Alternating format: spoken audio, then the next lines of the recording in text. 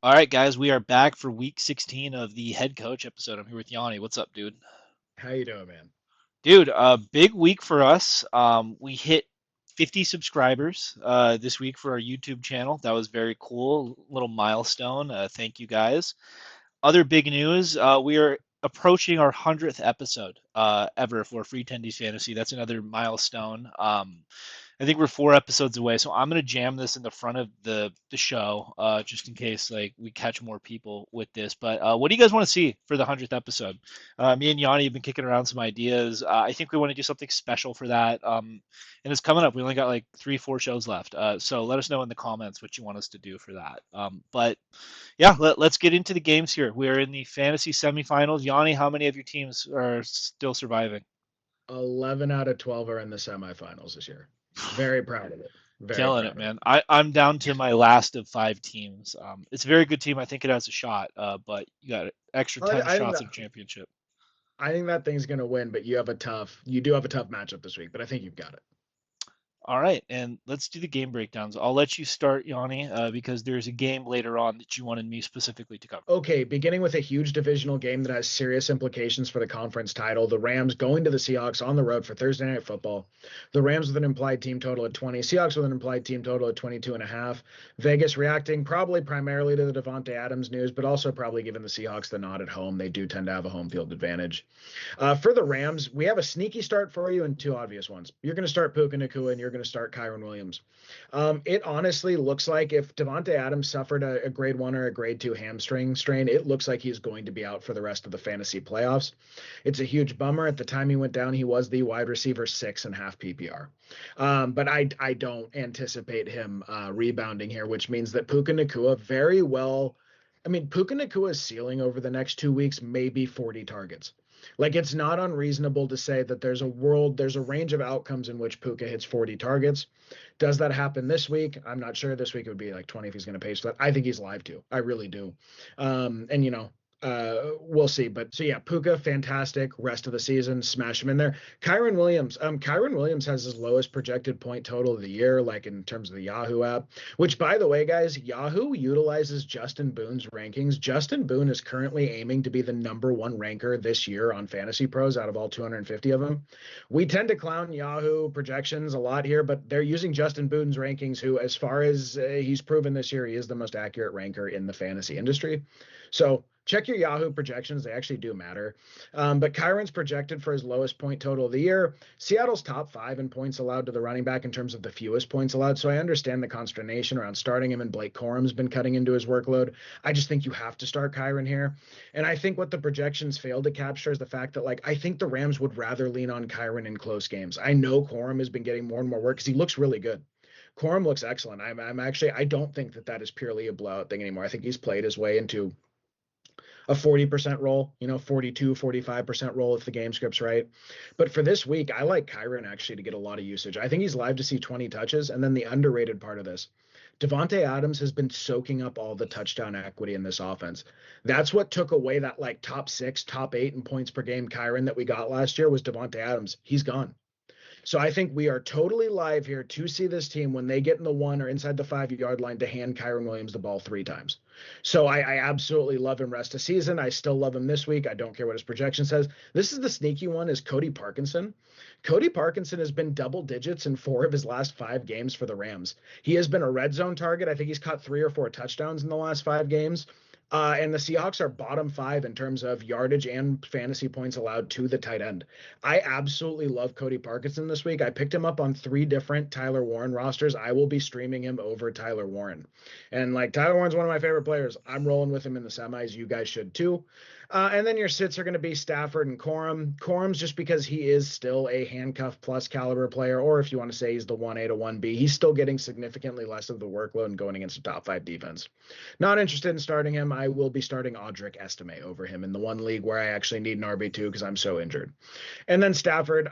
Stafford's been a really good start this year in spots when you need him. Still hold him on your roster. He's got a good matchup next week. I'm just not looking to attack it this week. I think if you need to start him, you'll get 15 points, but it's not something I'm going to force in. Like I have him on a couple Lamar rosters, a couple Jalen Hurts rosters. Like I'm just going to go ahead and roll the running upside. And then for the Seahawks, very simple. JSN is liable to go for 25 plus points this week. He is probably going to be the wide receiver one on the week, or at least very live to be. And I don't want anyone else. Sam Darnold, if you really need an emergency start, but man, you guys should not be emergency starting in the semifinals. Kenneth Walker III is just not getting the volume. I would not start him. And under any circumstances, I would not start him. I would prefer to start Charbonnet because at least he may fall in the end zone, but against the number one defense in terms of fewest fantasy points allowed to the running back, I will be avoiding them both. And then Barner was cool for a little bit. I don't know, not so cool anymore. And the Rams are pretty good against tight end as it is. Yeah, I think for the Seahawks, right? I think the Rams' very obvious Achilles heel is their secondary, really, really trash secondary. So I feel like I want to dig down and find more of these Seahawks guys in the passing game that I want to start, right? But the Seahawks quietly, their offense has looked really, really not good over the past like month or so. I think Yep. it really culminated with not scoring a touchdown against the Indianapolis Colts without Sauce Gardner and Travarius Ward. That worries me. And also Sam Darnold threw 4 picks the last time he was out there. I think it's more of a desperation play. If you are a believer that the Seahawks have a get right spot here, then I think maybe you could have an argument for Sam Darnold or AJ Barner. But like just in this game, I far prefer Colby Parkinson to AJ Barner, and that's with like the weird Rams usage we've seen at the tight end position where it's spread out. I still prefer Parkinson to Barner in that spot. All right, next one. We got the Philadelphia Eagles going to Washington to play the Redskins. I believe this is the first time they're matching up this year. So the Eagles have an implied team total of 25.5 points. The Redskins have an implied team total of 19 points. For the Eagles, we are starting pretty much everyone you can here. Jalen Hurts, Saquon Barkley, Dallas Goedert, Devontae Smith, and A.J. Brown. Then for the Skins, there are no flat-out starts for you. We're going to tricky decision Terry McLaurin, and then we are sitting the rest. And we'll start with the Redskins here first. It's a very simple conversation, I think. Jaden Daniels has been ruled out for the season with his arm. I think it's a good thing. My inkling, or I guess my hunch on this, and I'm just speaking based off what I think. So no reporting or anything confirms this, but I think the Redskins organizationally made a decision that we are not putting Jaden Daniels in, I guess, in the way of like a of another injury, right? They're trying not to RG3 their quarterback. I thought it was weird they brought him back the first time, and now I think they're making the mature decision. Unfortunately, that's not great for us for fantasy or really as a viewer of the game because I don't think Marcus Mariota is going to have very much juice here. That's why, like, like we're not trying to start Christian Rodriguez here. We're not trying to start Debo Samuel here. Terry is going to be a tricky decision because his usage has been good, and he's been pretty good when he's been on the field. Issue being here, number one, it's Marcus Mariota instead of Jaden Daniels. Number two, he will be drawing the Quinion Mitchell matchup. He's going to be in Quinion Bay. I don't know how Quintanamo. Quintanamo Bay. Quintanamo Bay. Okay, yeah, Quintanamo Bay. However you want to say it, but yeah, that's a very difficult matchup. I think that your Terry Cope here in this game is the Skins' horrendous defense gives up 1,000,000 points to the Eagles early, and the Redskins kind of get to do the Cardinals thing where they drop back to throw 50 times against a prevent defense.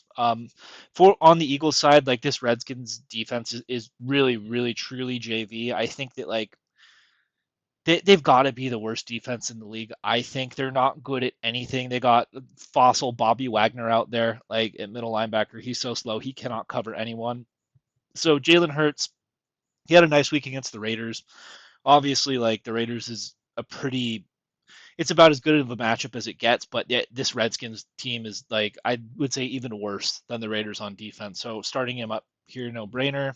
Saquon, it's been a really disappointing season for Saquon managers. I'd be shocked if you survived this long, but if you did, I think top five running back week is in the range of outcomes here. Like I think this looks like the second time the Eagles played the Giants, Saquon went for like 150 and like 2 touchdowns. That was a week that I played against the Saquon roster, so I remember it very vividly. That's the caliber this Redskins defense is. I think that this is just kind of like a get right spot for Philly offensively. Dallas Goedert, like we said, they got slow ass Bobby Wagner out there in the middle. He cannot cover anyone. And Dallas Goedert's usage in this offense with Kevin Patullo, I know the fans are egging Kevin Patullo's house because they hate him so much. Dallas Goedert should be sending him like flowers in a gift basket. He's going to spend like a really nice Christmas gift for Kevin Patullo for whatever the usage is in this offense. Then Devontae Smith, AJ Brown. I think we know the deal with both of these players. They're very high variance players, right? I would say maybe Devontae Smith a little bit more high variance than AJ Brown at this point, because it seems like Philly has really doubled down on AJ Brown being involved in the offense. I like them both this week. AJ Brown, I think he's inside my top 10 starts. Devontae Smith, I would have him as like a high end wide receiver too. So I have them ranked relatively close to each other, but both great starts here against a trash team. Anything on this one? No, not really. It's pretty boring. I would avoid Terry if you can. Like I now have a bunch of rosters that are missing Rashi Rice and possibly Tedero McMillan this week. So I may have to start Terry in a few places, and I'm just dreading it. Like I went and picked up DJ Moore off the waiver wire. I will probably roll DJ Moore off the waivers over Terry if I have to. So yeah, not great. I think in like even in a bad matchup against the Eagles, I think that Terry might be a more interesting start to me than Tedero McMillan, anyways. But that's Yeah. just the state of the Panthers, less so the player. Okay, huge game actually for like a bunch of reasons. Packers with an implied team total at 24, Bears with an implied team total at 22.5 at home. The Packers probably without Christian Watson, although it hasn't been confirmed, and also with Josh Jacobs with a re-injury of his knee. They said that today. So he's now been on the injury report for 3 weeks, missing practice most of the week, and then he comes in and plays that week, and then they say he got re-injured. They've done this now for like 2 or 3 weeks.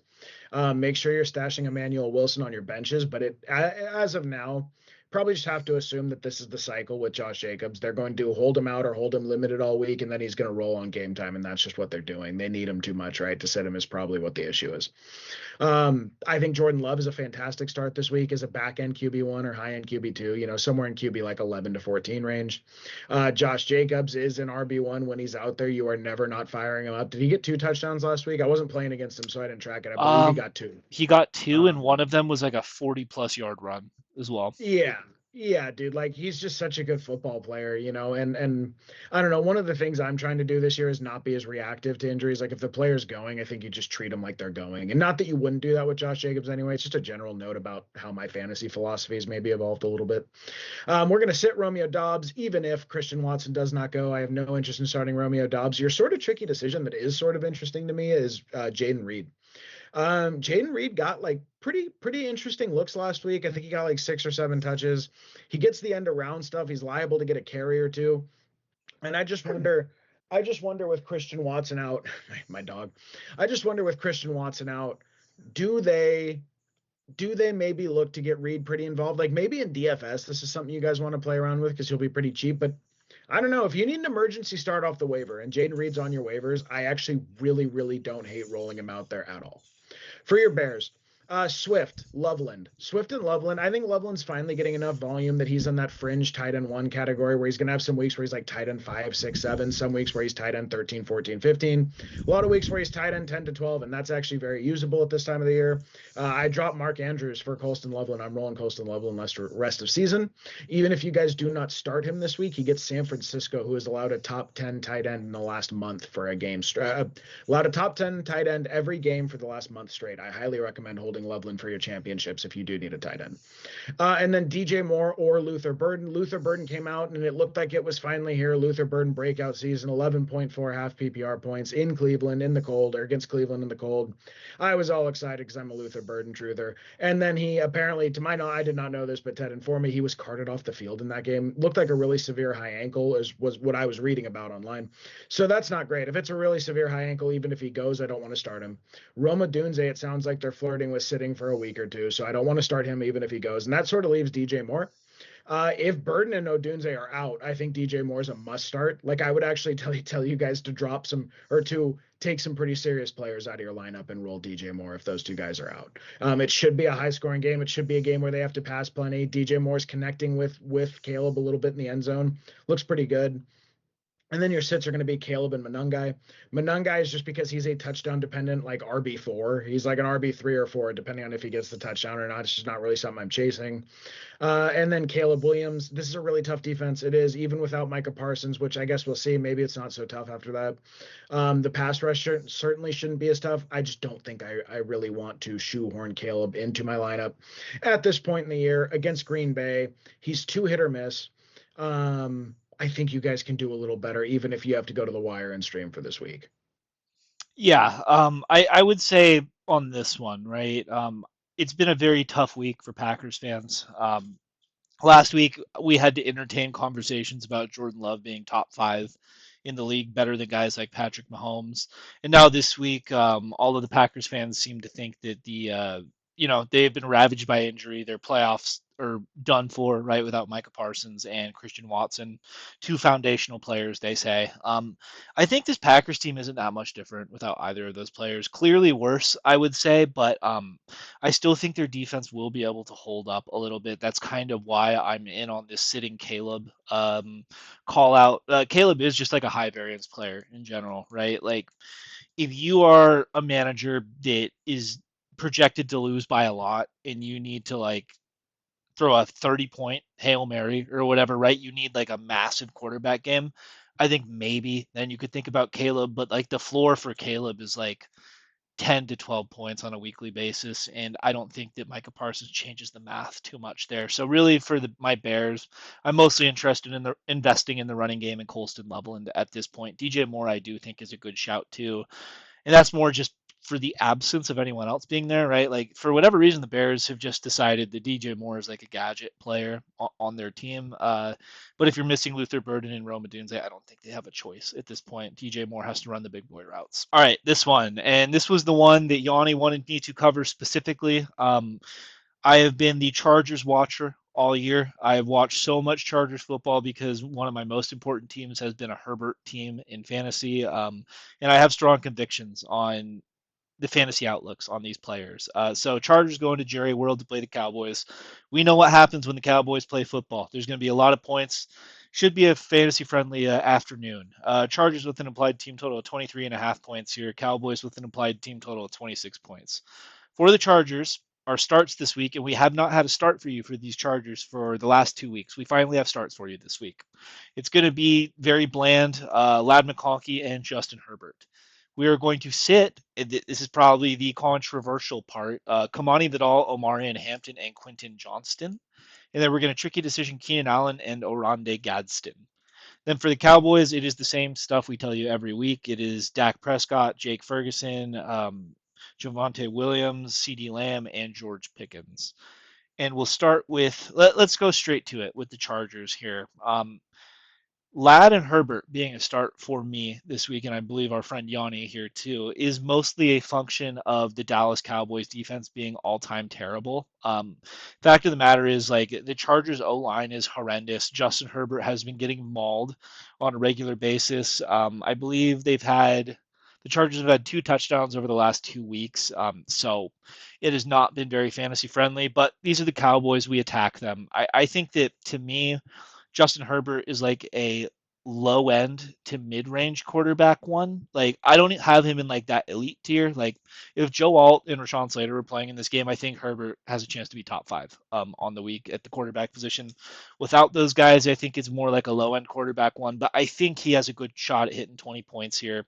And he also has the rushing upside too. It seems like even with his broken hand, he is willing to like just take off and run with the ball, which is awesome to see. He's a tough son of a bitch.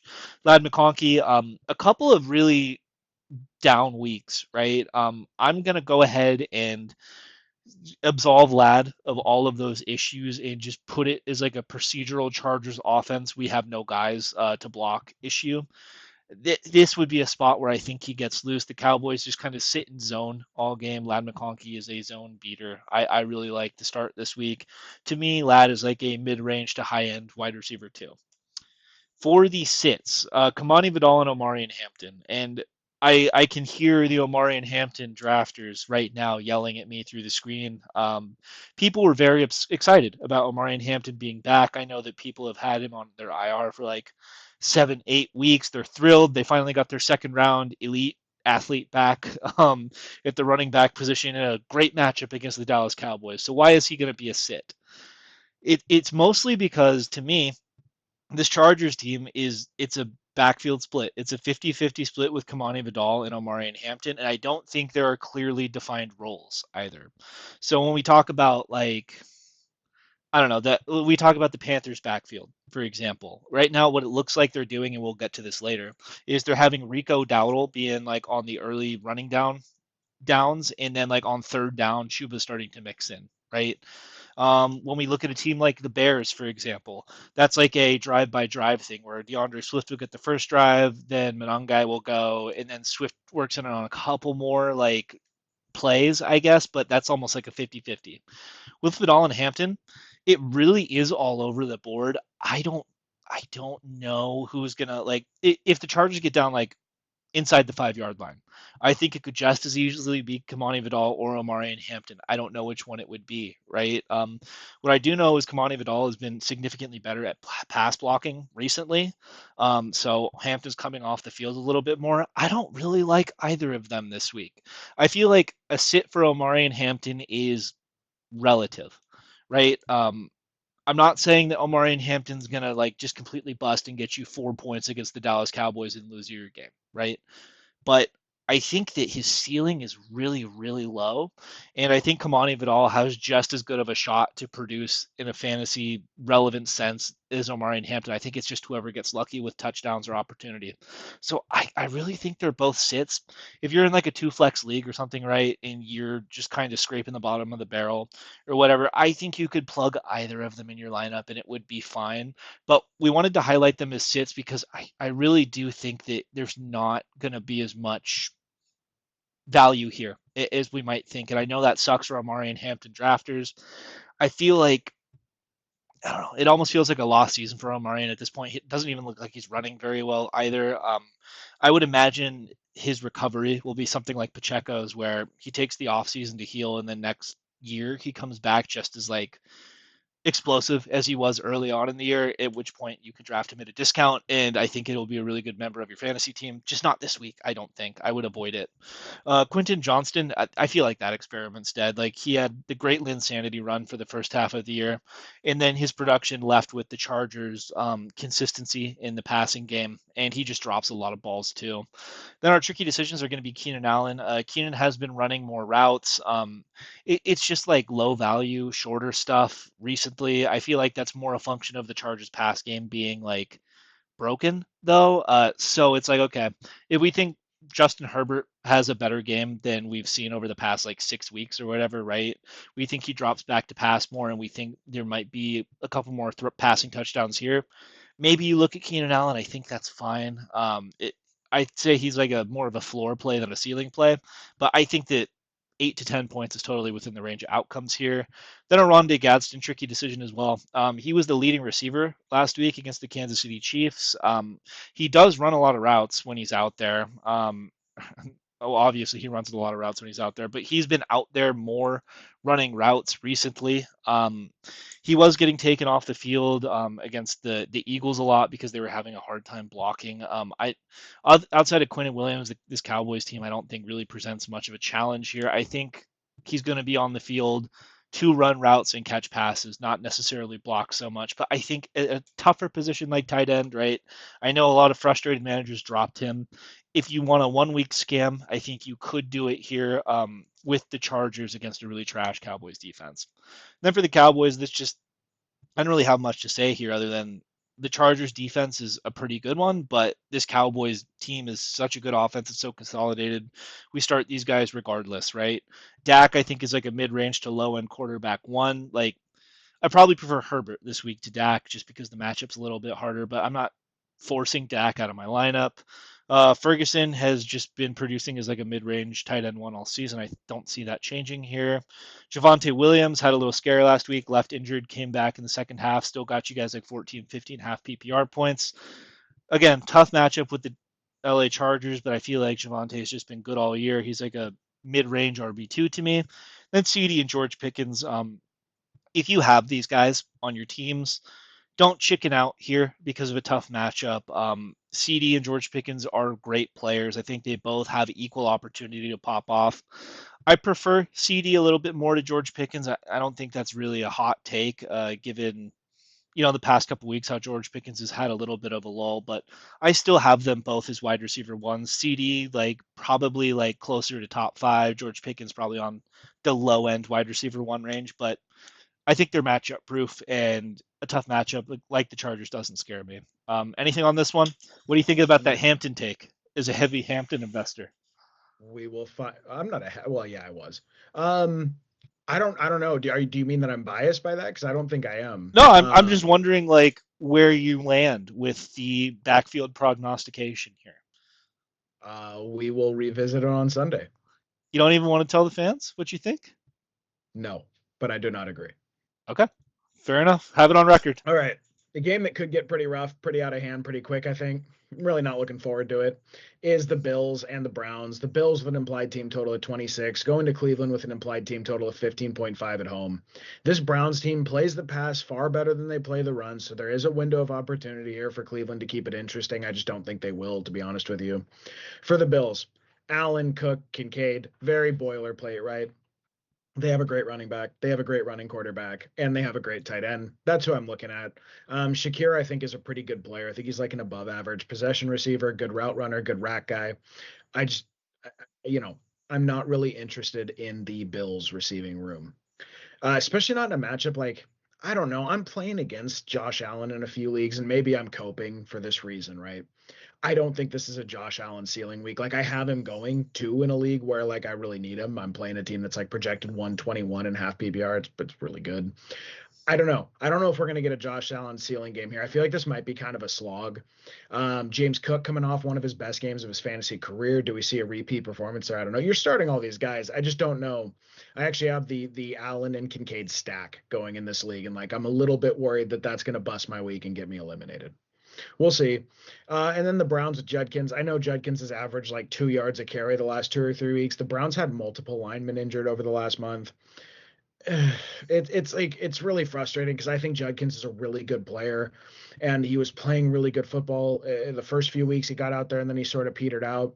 To me, he's a perfectly fine start. I think he's like an RB 2 3 borderline guy with top 15 upside. If he can have a multi-touchdown week, but I think more realistically, he's somewhere in that like running back 24 to 28 range. I'm personally sitting him for RJ Harvey without hesitation. And then like I'm starting Jamison Williams over him. And then if Rashi Rice goes down, I could flex him, but I'm probably going to start Cortland Sutton over him.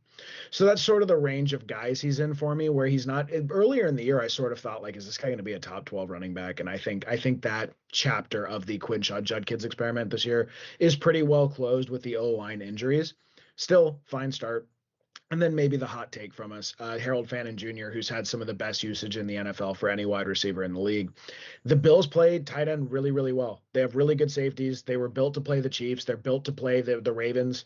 They're built to take on these elite tight ends with elite throwers of the football. Shedeur Sanders is not an elite thrower of the football. I actually think Harold Fannin Jr. may well be an elite player, but that's at a later date.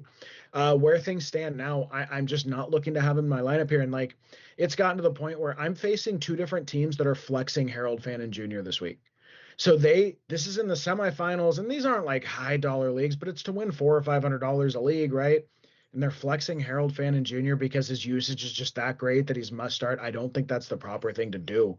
And again, like a guy like Parkinson, I would rather start Parkinson on the Rams against Seattle over a Harold Fannin Jr. I think he's fine if you have to start him. It's the state of the tight end position, but like Dallas Goedert, like Ted said, start Dallas Goedert. Colston Loveland, would rather start Colston Loveland. Gadsden, I would actually rather start Gadsden 1-1. So that's sort of where we're at with Fannin and the Browns in general. I think it's just going to sort of be a messy, uneventful end of the year. I cannot believe the disrespect you just showed to our guy Shedeur Sanders, dude. Excuse me. Dude, that game against the Titans, I feel like was such an anomaly that everyone got thrown off of like the track of this player not being very good, right? And now Shador's going straight into like one of the toughest matchups for quarterbacks. Drake May went sub 200 yards and zero passing touchdowns last week. I think this could be ugly for the Browns. Like if I'm the Browns, if I'm Kevin Stefanski, I want to run the ball 35 times. Quinshon Judkins and Dylan Sampson. I do not care. I'm going to see how far I can get with the running game before putting the ball in Shador's hands.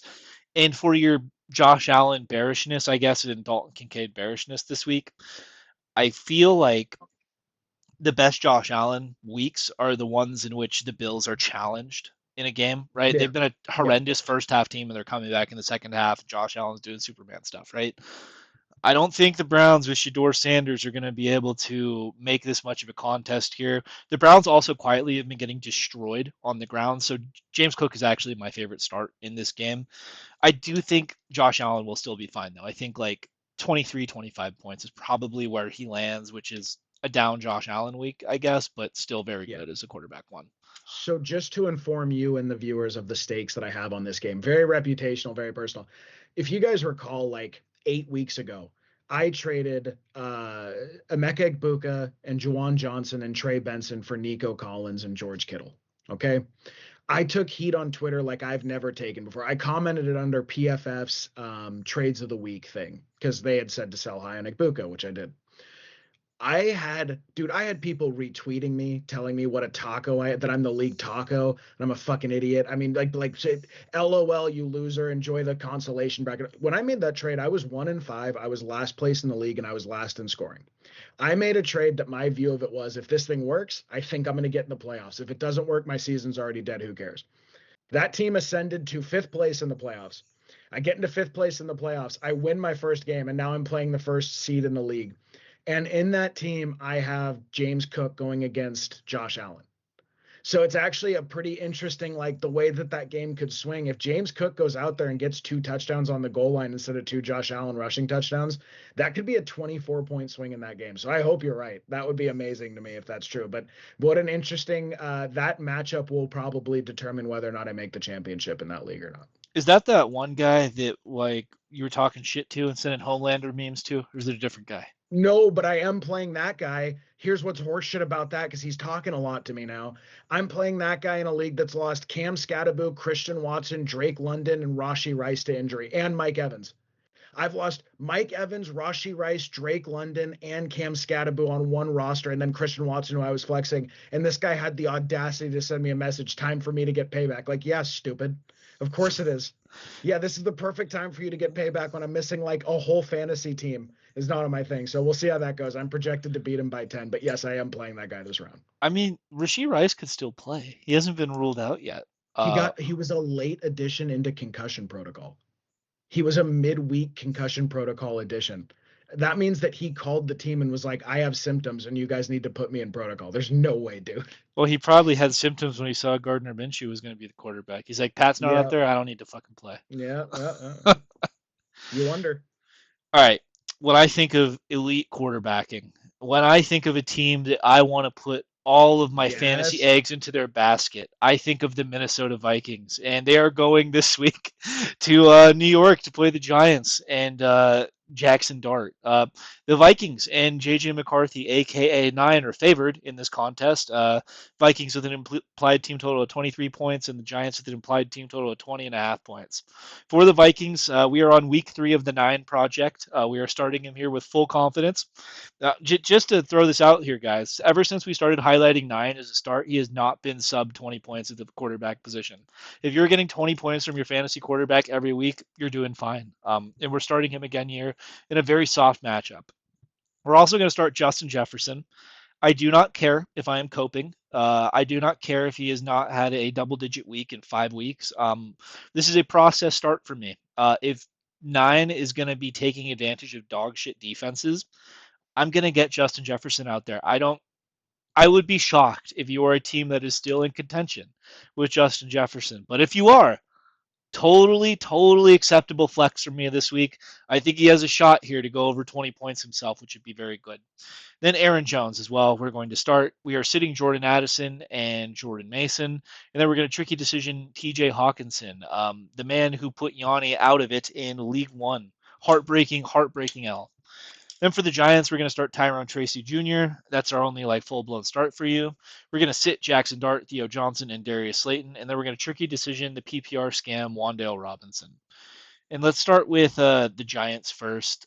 Really, what this is, right? I know that at points this year the Giants have been like an exciting offense to be invested in, at least from a fantasy perspective, right? Even with all the injury they've sustained, they've just somehow continued to like produce for your fantasy teams. But they're going up against the Minnesota Vikings this week, who really, ever since Nine got back into the lineup, that they're quietly a wagon on defense. They just held a Dak Prescott to 14 points. They really kind of destroyed opposing offenses that they're playing. That what do they hold the Seahawks to? I think they held JSN to like 4 points or whatever, right? Half PPR. So really, the only start that we're going for is going to be like the massive volume, and we think Tyron Tracy is going to get massive volume in this game. In the games he has not left injured since Scadaboo went down, he's averaging like 20 touches a game. That's like RB1 usage. Even if he's not an RB1 talent, we're going to take 20 touches from your running back position. Totally flexible or mid range RB2able this week. We're sitting Jackson Dart, Theo Johnson, and Darius Slayton, like we said, just because it's a tough matchup against the Vikings. Dart is still kind of taking off and running a little bit. I love the just commitment to being reckless from Jackson Dart, but dude's a stud. I was watching a redraft like kind of show or whatever on ESPN the other day. It was like Mel Kiper and that guy Field Yates from ESPN Fantasy. Yanni, if we were redrafting the 2025 class like today, who's your number one overall pick? Oh yeah, it's got to be Jackson Dart. Yep, it is I Jackson Dart think. for me as well. Field Yates And said it would still be Cam Ward, and Mel Kiper let him have it. I do think Jackson Dart is a very good talent. We're not going for it this week. That's why we're sitting Theo Johnson and Darius Slayton. Then Wandale, I think he's a tricky decision because he runs those like little short gimmick routes, right? He runs like the A-chan stuff, the wide receiver position. I think his ceiling this week is like 11 or 12 points. Like it's not a high ceiling week for him, but I think you could flex him as like a lower end flex. I saw someone say, I think it was Dynasty Dad on Twitter said Wandale is a locked in top 24 guy rest of season. That's ridiculous. No, but I do think he has flex value here. For the Vikings, it's not that Nine is a good quarterback or is ready yet. It's that the New York Giants are a trash defensive unit. Nine has been keeping it and I guess keeping the ball. He's been good with his legs. He's been hitting a lot more throws, right? Obviously, first drop back against the Cowboys gets intercepted, but he had a good rest of his game. Not mistake proof. Still learning, obviously, but this is like in a game that does not matter to either of these teams at this point. I kind of view this as like a scrimmage for Nine. He's trying out. He's trying to play to keep his job, or at least like make himself look like he shouldn't definitely be out next year. I think Nine is like a mid-range to low-end quarterback one this week. I think he definitely startable. Just remember, guys, fantasy points not the same as being a good football player, right? Justin Jefferson, we already talked about that. Aaron Jones, he is just continuing to dominate. Pretty much all the touches from the Vikings backfield. Jordan Mason still gets in there, but he's more of like one of those Monungai type of change of pace guys, and he's not getting the passing game usage that Aaron Jones is. Aaron Jones to me is more of like a flex option, but I think he's a fine flex option here in a very soft matchup. Jordan Addison, Jordan Mason, it's just not enough to go around right now. Like you could say, right? Oh, well, Jalen Naylor and Jordan Addison have outscored Justin Jefferson the past 3 weeks. Why is Justin Jefferson a start and Addison a sit? I just don't care. It's more of a process thing than anything else. If you want to fire up Jordan Addison, go for it. I'm not doing it, though, and I would advise you not to do it either. Then TJ Hawkinson has kind of been like a recipient of these nice little easy routes for Nine to hit. He's been like his safety blanket. He's kind of doing like the Juwan Johnson stuff that Juwan does for the Saints at this point. It's just that tight end is a tougher position to get a quality start for, right? I think TJ Hawkinson to me is like a low end tight end one, but I do think he has the upside to get into the end zone too, especially since Nine has been just peppering the tight ends with touchdowns for whatever reason. Yeah, but low end tight end one for me this week for TJ Hawkinson. And what do you think, man? yeah, so in that league that clawed its way back from last place, I am rolling Justin Jefferson this week over Tedero, McMillan, and um, I guess it doesn't say a lot, but Kenneth Walker, I could start over him. But I'm gonna go ahead and roll Justin Jefferson, and I'm looking forward to. I know I said this last week, but I actually think we're live. Do we have to get a game or two of big Justin Jefferson production here? He also needs, I believe, 170 or 180 more yards to hit 1,000 yards, and Kevin O'Connell said it is his absolute mission for the rest of this year to not break Justin Jefferson's 1,000 yard streak. So Yeah, I think you have to. And then Tyron Tracy Jr., we told you guys loud and proud last week that he is a must start, like that you have to get him into your lineups, that he had RB1 potential. I believe he was like the RB3 or 4 on the week and half PPR. He won me 2 different games. I won purely on the Tyron Tracy flex play last week. So I hope you guys followed us in that. Ted was a huge believer in him before the season. I liked the player, but I just thought Cam Scatterbo would start, so I didn't draft any. But I went and dropped like $60, 60% of my annual fab, whatever I had left. I fab dumped on him everywhere I could. So I have Tyron Tracy in a few different leagues here, and I'm going to go ahead, even though it's a tougher matchup, not a super tough matchup. I think they're like 17th or 18th and a half PPR points allowed. It's a tougher matchup with the Minnesota Vikings, but when you're getting that true bell cow usage the way he is, I really believe in the Tyron Tracy start again this week. I think it makes no sense whatsoever for the Giants to continue to see what they have in Devin Singletary, an 85-year-old Devin Singletary. I think we can go ahead and close the chapter in that book, right? And I think it does make a lot of sense to see what you have in Tyron Tracy, especially when next year Cam Scatterbo probably will not be ready in the beginning of the year, or if he is ready, may not be 100%. So I think they're trying to see, like, is this a guy we want to keep around? Mike Kafka has been discussed as a legitimate interim head coach that may keep his job next year. So like I think he really does need to see what these players could do. That like 30-yard wheel route touchdown to Tracy last week was so sick. Totally utilizing his skill set as a former receiver in college. And then he gets the Raiders week 17, ladies and gentlemen. The Raiders week 17. Believe it or not, I went through on waivers. He was dropped in a couple leagues after his hip injury. I was able to grab Tyron Tracy off waivers this week, like while my teams were on bye. So, yeah, big believer in that player. I will be riding him till the wheels fall off the rest of this season. Okay, the Jets and the Saints are shockingly a DST. I will be rolling out in 3 different leagues this week. I've been stashing them for 2 weeks just for this New York Jets run. They play the Tennessee Titans next week. Fingers crossed it goes well. Jets with an implied team total of 18, going to New Orleans, going to the Dome, with an implied team total of 22.5. And New Orleans is all of a sudden looking, I don't want to say like lively on offense. They're not lively, but they're looking frisky. They're looking scrappy, whatever term you want to use. They're like not going in there and laying down in games. It seems like Kellen Moore has them in a pretty good groove. My inclination so far, and based on what we saw this year, is to say, like, I think Kellen Moore might be a legitimate head coach in the league. I think he just needs his guys now. He's got the X's and O's. He needs the Jimmies and the Joes. But Tyler Shuck's been playing pretty good ball. For the Jets, Brees Hall. That's it. That's your whole Jets rundown. Is you can start Brees Hall, and even if you start him, you don't know what you're going to get. You're going to pucker up, and you're going to hope the week goes well. I have him playing in the semifinals this week. If my only Brees Hall roster actually did make the Final Four, probably more so because I have him with Jahmyr Gibbs than the Brees Hall aspect of it, but still he made it.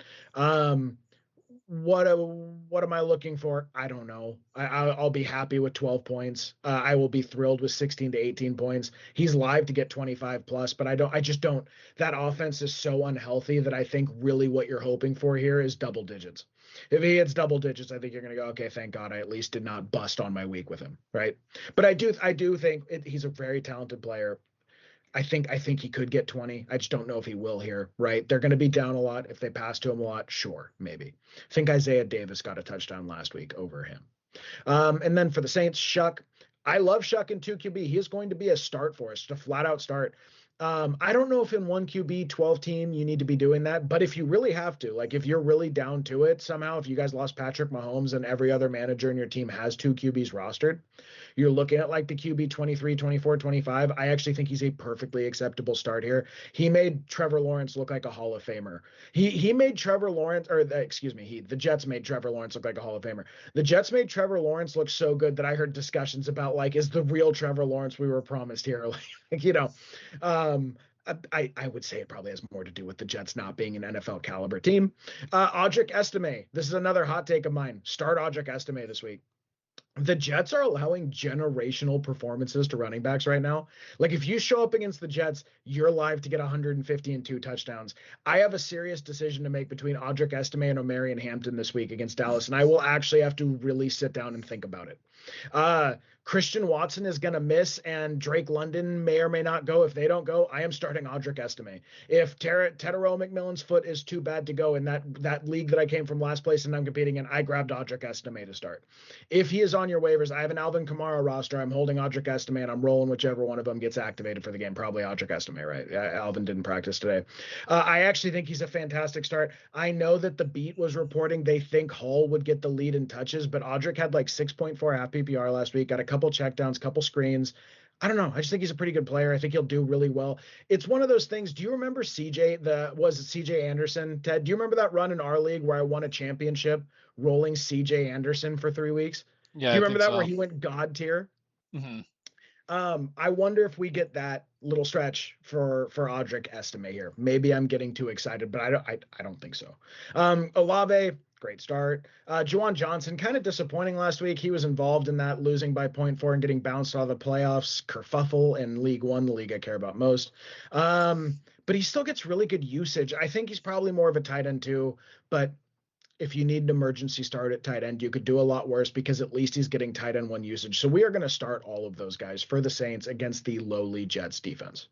Yeah, totally agree here. It's the battle of the very stoppable force versus the extremely movable object Yes. here. Yeah. I love the Tyler Shuck spot though. Quietly, we were talking about this pre-show. But when Tyler Shuck took over the Saints starting job, he was a 200 to 1 in Vegas to win Rookie of the Year. The odds have shifted now to he's a 20 to 1 to win Rookie of the Year. I don't know how good Tyler Shuck is, but I really think it is a testament to Kellen Moore. He is keeping all these Saints guys alive. And then for the Jets, the Brees Hall, at this point, I will not start him in difficult matchups unless they have Tyrod Taylor out there Yeah. specifically. As if it's Brady Cook, I think it's done against a good defense. I don't view the Saints as a good defense, though. So you're kind of low end RB2ing Brees Hall just on the talent alone, really, and betting against the situation, stuffing him. So I was pretty surprised. I just went to check while we were talking. 4 of the last 5 weeks, Tyler Shuck has cleared 18 fantasy points.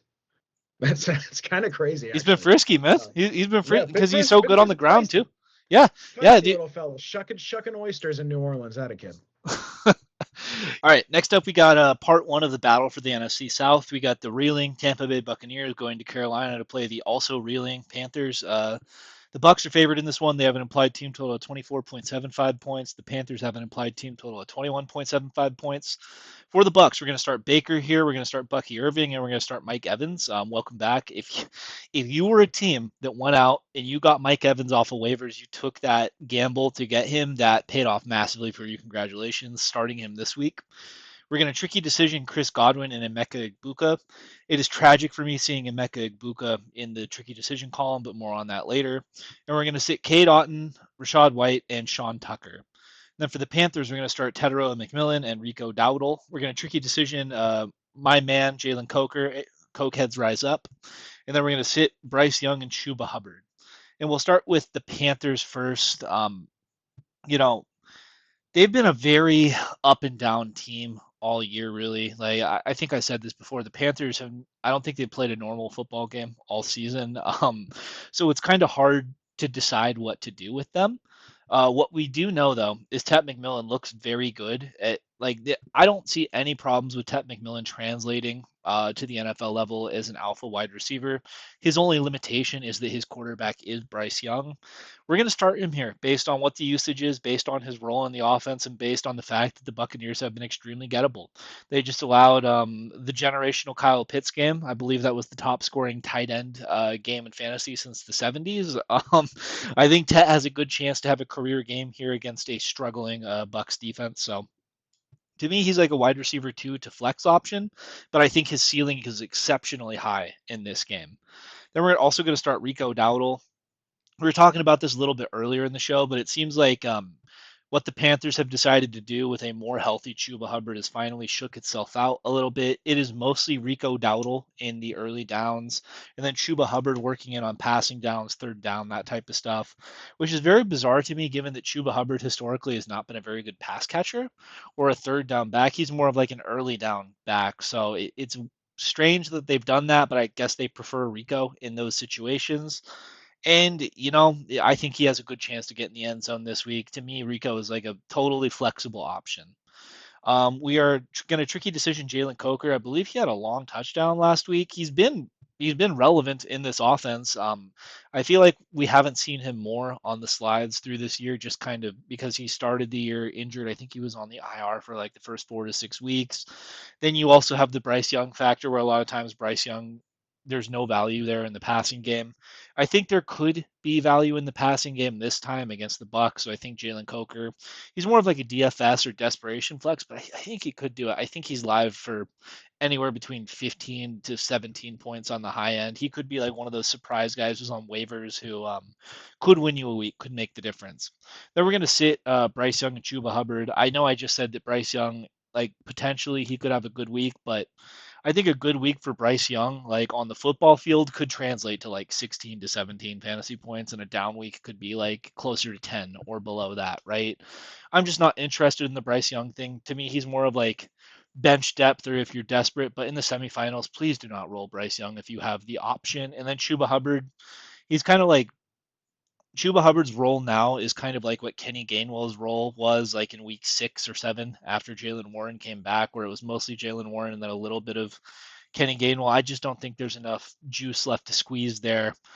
I think Chuba might be a drop candidate at this point now that we've like kind of seen what it's going to be, barring injury. He's like a handcuff more so than anything else.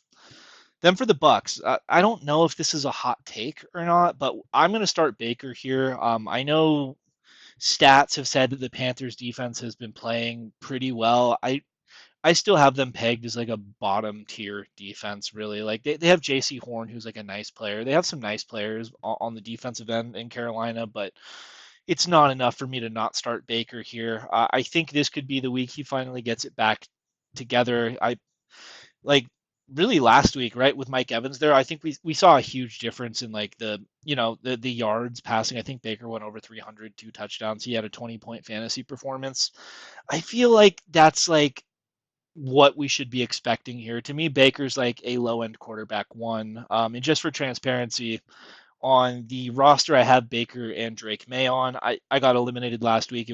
I actually made good start sit decisions. The other guy's team was just better than mine. I'm starting Baker this week over Drake May. It's not because I think Baker will be a better start than Drake May. I think they're close though, and I have a Micah Buka on that team, so I'm betting on a stack there. But low end quarterback one. Bucky Irving, we're going to start him. I know that there's been some worry about Bucky's usage and deficiency this year. Like we saw against the Falcons on Thursday of last week, right? We saw Sean Tucker start to be like the goal line back, which feels really bad if you're a Bucky Irving manager, right? You waited 7 weeks for Bucky to get back, and then all of a sudden Sean Tucker's taking goal line. Like it sucks. I get it. But I think that Bucky is still a good and explosive enough player. He gets pretty valuable work in the pass game. Like when Bucky catches a pass, like it's usually for like 10 to 12 yards, something. He breaks those off. I think Bucky's like a RB2, probably like a high end RB2 for me this week. I am starting him on the one team that is still alive. I feel pretty good about a 15-point-ish performance here. Then Mike Evans, he's just steps right back into his X role. I think he's working hard to try to hit his 1,000-yard season. I think he probably comes up a little short, just missed too much time because of injury. But I think Mike Evans is like on the high end wide receiver 2 to low end wide receiver 1 radar this week. I do not care that JC Horn will probably be covering him. I think Mike Evans is a better player in that matchup.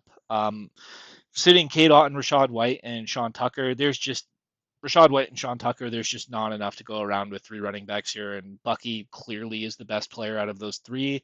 And then Cade Otton, he's a nice start when the Bucks are missing guys or they're injured, but the Bucks finally have all their offensive pieces now. Cade Otton, you could just drop him, it's over. For tricky decisions, Chris Godwin, only had 2 catches last week, but they were for a touchdown and a 2-point conversion. He still doesn't look totally healthy to me, but it looks like in those like short yardage situations, in those gotta have it third down situations, like Chris Godwin to me is doing like Jawan Jennings stuff that Jawan does on the 49ers. He's like just one of those guys that gets separation on that short stuff. To me, he's closer to a sit than a start, but I think you could tricky decision him here, hoping for a touchdown. Then Emeka Egbuka. This one breaks my heart because he looks so good to me. He had drops like in the previous weeks, like really bad drops that didn't look great, right? I watched the whole game cover to cover against Atlanta on Thursday, and that Buka looked really good to me, and Baker just missed him a couple times. There was the third down, and like I think it was 12, and that Buka had a crossing route. He got open. If Baker hits him in stride, that's like a 50-yard touchdown.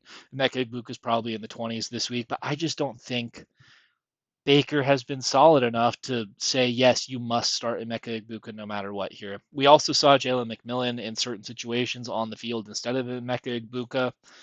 I don't know what the deal with that is. It's just kind of the Buccaneers have a lot of wide receivers, so some of these guys are going to rotate out. But to me, Emeka Egbuka is more of a high end or high upside flex play this week. I do think there's a good chance he gets his double digit week here. I do think there's a good chance that we get a 18 to 20 pointer from Emeka Egbuka, but I think the floor is like that 4 to 5 points. So I think that warrants a tricky decision. What do you think, man? Who do you prefer in this game, Emeka Egbuka or Teteroa McMillan? I do prefer Tedero McMillan, but I mean, to me, like Egbuka should have had 20 last week. He also had the whip route on the first drive of the game where he was like pretty open and Baker just sailed it on him badly. I don't know why Egbuka is not playing in two wide receiver sets, but Godwin's playing ahead of him, and then McMillan was playing ahead of him at times. And then they said this week that the plan is to expand McMillan's role. So I don't know what conclusion they could have drawn if they decided that there was some issue with Emeka where he's not ready to get full run, but I don't know how that possibly could have been the decision based on what I've seen him doing.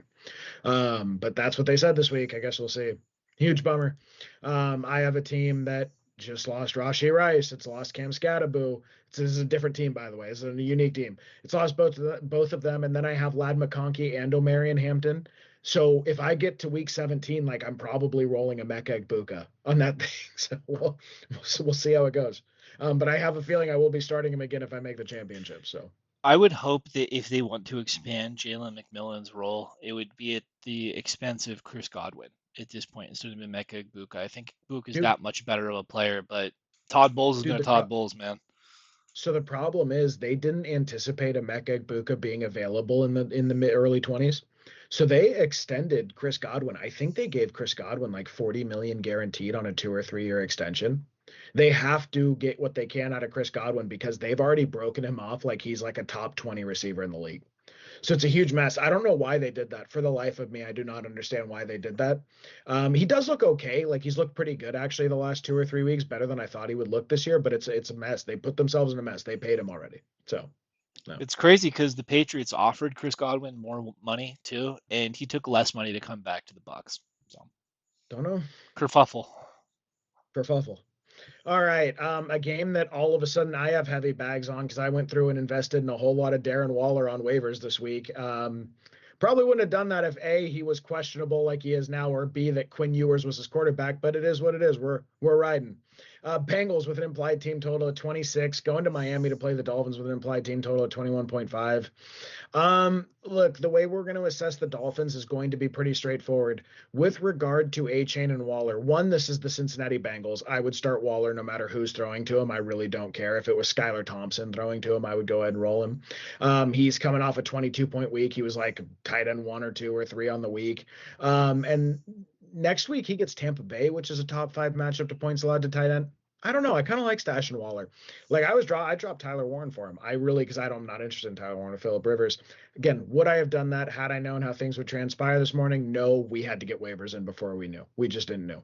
But here's the thing with these two guys. I don't see how Quinn Ewers could be much worse than Tua. Tua has been really bad. And I mean like as bad gets. And then on top of that, he's been unable to stretch the field at all. He throws these duck like air balls, right? Well, what does that do? It compresses the defense on the underneath stuff to the tight end or to the short stuff to the running back. To me, like if Quinn Ewers even has a pulse, I'm talking like if Quinn Ewers can play like a 72 or 73 overall on Madden, I think that's a pretty big improvement from what they've been getting out of Tua this year. So I'm actually not terribly worried. I do think it's a downgrade. It is a downgrade, but how much of a downgrade is it really? 5%, 10%? So what are we maybe gambling with here on A Chain? Like 1.8 points, 2.1 points at the high end, 1.5 points. I'm not really terribly concerned with that. But it is a bummer because I know for a lot of you, like A Chain had a pretty good advance rate this year. And unfortunately, we're now not going to get the same player for the last 2 weeks with two pretty good matchups, right? Bummer is what it is. I think you're still starting both the guys. The one where we're a little weirder about is sort of tricky decision is going to be Jalen Waddle. I would probably rather not start Jalen here. I forget the fella's name again, guys. I'm in the middle of finals. I apologize. I'm double majoring and I'm in finals. My brain only has so much space. I cannot encyclopedically store that. I'm not Josh Norris. Um, but Jalen Waddle, the Cleveland or Cincinnati has a pretty damn good cover corner there. Their cornerback one tends to perform really, really well against wide receiver ones. So there's that issue. Even if Tua's going, add on top of it the Quinn Ewers factor. I'm going to go ahead and tell you guys that Waddle's much closer to a sit for us this week, even though we have him as a sort of tricky decision. To me, this is like emergency territory. He's in that Terry McLaurin tier of just, I've got to start someone and I'm doing it because he's a name who might get something. But other than that, I really don't know what you're going to get. I would significantly rather start Emeka Egbuka over him. I would rather start DJ Moore. I would rather start Tedero McMillan, obviously. I would rather start Chris Godwin. So, he's in this tier of guys where it's just like, very low end, tricky decision for us that I would probably rather avoid. For the Bengals, this is a pretty bad defense. I know they gave you 0 points last week. I know they burnt everyone. I won. I advanced on a 1.8 point win because Evan McPherson had 0 points. So believe me, I know I was watching that game pretty closely. But Burrow, Chase Brown, there's no debate there. You're rolling all of them. And then the only question with Higgins is, does Higgins go or does he not? I would assume because he was limited last week, they are going to try to shoehorn him back in the lineup this week. If he's on the field, you have to play him. You can't worry about re-injury. You can't worry about a dip in production. If he's on the field, you have to assume he's on the field. This is a really good matchup for him to be on the field. If he's not, all of a sudden you have Jamar Chase, could be a huge swing factor. Like, so help you God if you're facing Jamar Chase with no Higgins against Miami in warm weather, right? We'll just have to wait and see. But I would assume that Higgins goes because they've been trying to force him back all week. I actually have on my Josh Allen roster with Dalton Kincaid, I actually have Jamar Chase and Chase Brown on there. So I hope they have a big week. I have both of them on one roster. So the Quinn Ewers thing really does freak me out for the Dolphins. Tua Yeah. obviously was trash, right? Like, no question. I think that organizationally, Miami's doing the right thing here. Kind of getting him out of the lineup, starting the divorce, so to speak. So Waller does freak me out too. Like, Tua's whole thing, right, was his timing. I think that's kind of what caused all of his picks too. Every single Tua interception this year was in zone coverage from the defense. And Josh actually said like a very smart thing. I thought he said, yeah, to me, like Tua looks more like he throws to like a landmark than like an open guy, right? So a lot of those like Waller plays, for example, right, or the A chain dump off scam plays that we're so used to seeing from A chain get, right? I think a lot of that was enabled by Tua's like just commitment to the rhythm of the offense. Like he was throwing it to that spot regardless of what the coverage is or if it was going to be an interception, right? We've seen Quinn Ewers this year. He looked terrible. He looked really bad. I think this is like going to be Skylar Thompson-esque for the Dolphins. Good news though for the Dolphins is they over the past like 6 weeks when they went on their nice win streak, they turned into a run first football team. And Achan has been effective traditionally running, which he was not last year. And this Bengals team is horrendous against the running back. I think this is probably, I don't know, like if I had to guess, like, I think this is a 35 rush game from the Dolphins, and I think maybe Quinn Ewers drops back and throws 20 times. So I do like the Achane start. I would not start Waller personally, but I have no investment there. That's just my take on it. All right, next one. This kind of turned into the toilet bowl very quickly now that Patrick Mahomes has torn his ACL. We have the newly eliminated from the playoffs Kansas City Chiefs. I actually cannot believe that's happened. Going to Tennessee to play the worst team in the league, the Titans, and they're only 3-point favorites here. Chiefs with an implied team total of 20.25 points, and the Titans have an implied team total of 17.25 points. For the Chiefs, our only start for you this week is Travis Kelce. Just full transparency to the fans, I did protest when we were going over the slide to add some tricky decisions because I think that there might be more value here than we think. So Gardner Minshew, he was one of the guys one of my Raiders cope guys from last year.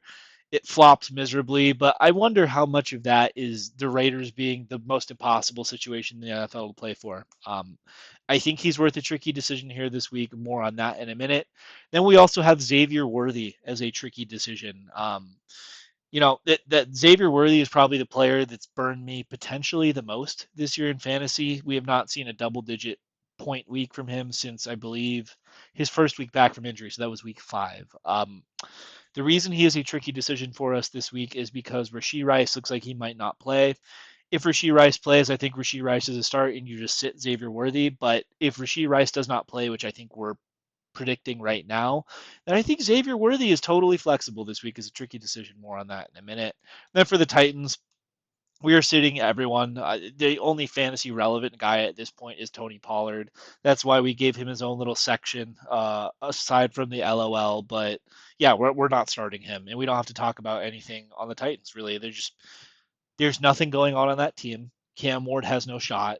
And he's going up against Steve Spagnuolo and the Chiefs defense. The Chiefs defense has not been as good this year as they have been in past years, but it's significantly better than Cam Ward in what the Titans have. So there's no fantasy starts for you there. For the Chiefs, Travis Kelce, he is still the tight end 2 on the year. It's been like, I think he's like over 100 points behind the tight end 1, Trey McBride. It's not been sexy, but really without Rashee Rice, like I think that the Chiefs are going to be counting on Travis Kelce to do all of the Rashee Rice manufactured stuff in the middle on top of what he was already doing. So we're starting him there at a tougher position, right? Gardner Minshew is going to be a tricky decision for me specifically this week. Yanni, I'll give you a chance to get out of this. Do you not think that Gardner Minshew should touch your starting lineup at all? It depends what you define by think I should touch your starting lineup at all. Like in super flex, you should probably roll him over a wide receiver 3 or running back 3. Sure. Like, so for me, I have Superflex roster semifinals this week. I have Aaron Rodgers, Trevor Lawrence against the Broncos, and Gardner Minshew. And I'm giving it some serious thought here that I start him over the other 2 guys.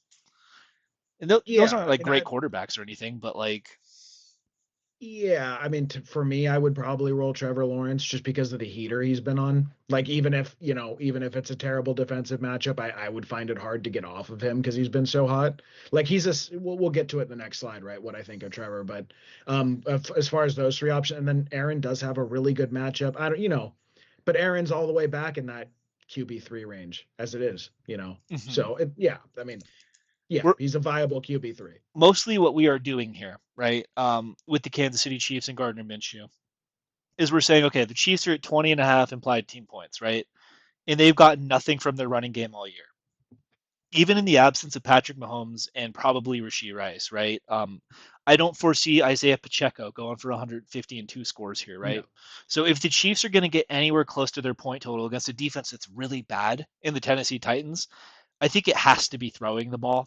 Gardner Minshew is going to have Andy Reid calling the plays, which I think is undoubtedly like a better thing for him. It's more so a bet on the situation and the matchup. This is the same Titans team that almost allowed 400 yards passing to Shedeur Sanders and the Browns, right? I just think that it's not unreasonable to see a 18 to 20 point game at a Gardner Minshew here. So I just felt like he needed to go on tricky decision. I could be totally wrong about that. The floor is horrendous. The floor is you lost your week if you start Gardner Minshew. So not for the faint of heart, but if you are truly desperate, like I would start Gardner Minshew over probably Kirk Cousins this week. Like I said, like it's a debate for me between Aaron and Trevor, who I would start Gardner if I would start Gardner Minshew. I think he's like in that tier. Then Xavier Worthy. We just want to give it one more try. If Rashee Rice is gone, operating as the X, we saw what he did near the end of last year, and what wasn't really a breakout. Apparently, it was just kind of like a nice little run he had. This Titans team is totally a pass funnel, though. They still have Jeffrey Simmons in the middle. He's back from injury, so the Titans are begging you to throw the ball. The Chiefs really don't want to run the ball, anyways. It feels like Xavier Worthy has a chance to get like finally double digits this week. He's not a high end flex for me. I'm not begging you to get him in your starting lineup, but if he's just been sitting there on your bench collecting dust and you need someone that's flexible, like I think Worthy might be worth it. Worthy might be worth it this week. Oh, okay, Jags at Broncos in the match of maybe some would call this the matchup of the overrated conference leading teams. Even though I don't think the Jags are in first, they are towards the top of the conference. They might be in first at this point. I think they're in second. Jaguars with an implied team total of 21.75, going to Denver with an implied team total of 24.75. For the Jags, it's actually pretty straightforward. I know Brian Thomas Jr. has looked a lot better the last 2 weeks. I'm actually pretty surprised to see someone is rolling Brian Thomas Jr. over Rico Dowdle against me this week. I don't know if I would do that, but he is. But your starts here are going to be ETN and Jacoby Myers. Jacoby Myers is because Brian Thomas Jr. will draw the Surtain shadow almost certainly. He does not really go inside a lot. I think that's going to funnel a lot of pass volume inside in a game that could be a high scoring affair. ETN is because without Bayshal Tootin, ETN all of a sudden finds himself in like one of the 5 to 10 best expected fantasy points per game roles in all of fantasy football. Is this a matchup I would normally be targeting? No. Is this a matchup that if Tootin were totally healthy and possibly going to vulture touchdowns, I would tell you guys you must start? No. But I just think like I think we sort of need to stop debating ETN. He's the running back 10 on the year. He's coming off a 30-point game, had a 21-point game the week before, 51 half PPR points the last 2 weeks. I think you just need to go ahead and start him with the understanding that they probably will opt to stop the run and force Trevor Lawrence to pass. That could mean a dud week for ETN, but if he gets the Bayshal Tootin goal line work, he is live for 2 or 3 touchdowns, and he's live for that next week too. He's on the radar as a league winner, which is shocking to me. I traded him away in one of our leagues right before the playoffs for Derrick Henry. I traded him and Zay Flowers for Derrick Henry, and I thought that guy was a sucker for taking it. Turns out I was the sucker. Your sits are going to be Brian Thomas Jr., Trevor Lawrence, and Evan Ingram. I know we just said that you should start Trevor Lawrence, but that is in the context of saying, should I start Trevor Lawrence or Gardner Minshew? Totally different conversation than is he a start in general in 12-team half PPR leagues. I don't. Oh my God, I read Evan Ingram on the Jags side. Former Jaguars tight end Evan Ingram's also a sit for us, but on the Broncos. But Trevor Lawrence and Brian Thomas Jr. Yeah, man, I just don't. I don't. To me, it's like Lawrence has been so good. I think a lot of you guys are just going to roll him because he's running a lot and he's been really efficient. And I think that's perfectly acceptable. But a sit in terms of do I think he's going to be a quarterback one this week? I think that's a stretch. And like I would rather start other fringe quarterback 2-y kind of guys. Like I would rather start Jordan Love. I would rather start Brock Purdy. I would rather start CJ Stroud against the Raiders. I would rather start Jared Goff against the Steelers. So that's sort of what the sit is. It's a relative term. And then your sort of tricky decision is going to be Brenton Strange.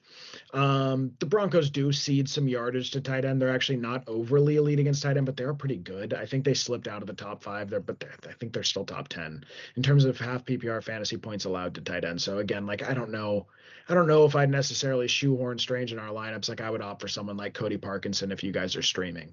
Even Gadsden, I would much rather start someone like Gadsden, those kind of guys. For the Broncos, RJ Harvey, thank God, was taken off the injury report this week. He had a rib injury and left and did not return last week. He had been getting like RB1 usage the last 2 or 3 weeks before that. I think he has like 3 or 4 RB1 finishes on the season, which is pretty good. This is a terrible matchup. The Jags are actually one of the 3 best teams in the NFL at against running back as far as points allowed for fantasy. However, I think you have to start him. He is Sean Payton's starting running back in a game that projects to be pretty high scoring with Bo Nix playing good football. I would go ahead and start him. I think you have to start Cortland Sutton too, who sort of regained some of his wide receiver 1 usage as of late, roughly the last 3 weeks. He's looked pretty good. Should be a lot of scoring here. I actually love Sutton as a start this week and Bo Nix as well. Bo Nix, who saw fit to see me out of the playoffs by 0.4 points with his like 28-point performance or whatever it was last week. Played a great game last week against a very game defense in the Green Bay Packers.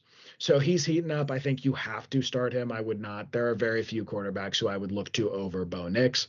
And even if you do, I doubt you have him rostered. The other wide receivers that we are going to go ahead and sit are, Franklin, the Franklins of the world, the Bryants of the world. They're cool. They get good usage. I think they're all really good role players. Even Mims sometimes flashes, but no one you're going to start in the fantasy semifinals. And then Ingram, who some intrigue coming into the year, has actually been one of my favorite players in fantasy the last few years. I didn't draft any of them this year, but his days as a fantasy relevant asset are likely over. Yes, sir. I actually drafted some Evan Ingram this year. I didn't really want him, but he was there in the 12th round. I took him, dropped him after week 1. Bo Nix is a must start this week. I think that he's like that Jordan Love type of quarterback where we're really aiming for these squishy matchups where we start Bo Nix and then we want to hold him out in other matchups. The Jaguars are the pass funnel, or like the most pass funnel defense in the league. They really just give up. They just hemorrhage yards in the passing game.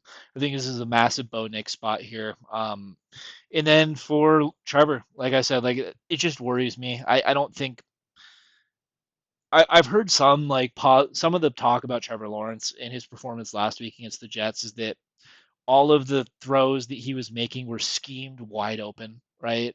So there's kind of saying that Trevor Lawrence has been more of a product of Liam Cohen than anything else. Even though I like Liam Cohen, and I want to trust Trevor in this game against the Broncos defense, and I've seen Trevor just be bad so many times this year. It scares me. But so yeah, I agree with the sit there. I just talked about the other options that I'm entertaining this week in a must-win scenario. All right, this game is massively fantasy relevant to me. I have no one in this game, but the guy I am playing this week has Drake London and Trey McBride.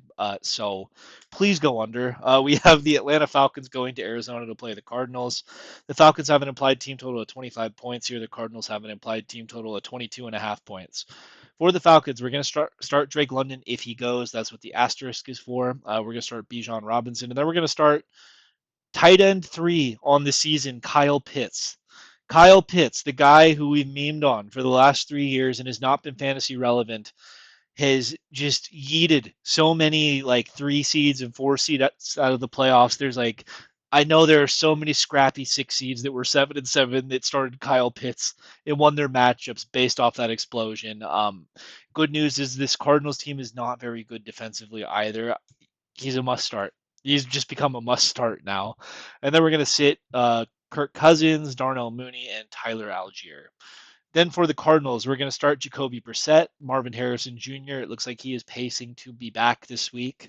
We're going to start Trey McBride, monster, and then we're going to start Michael Carter, the last man standing. Bam Knight has gone to IR. Trey Benson is now on IR. James Conner has been on IR since week 3. Michael Carter is the last guy there.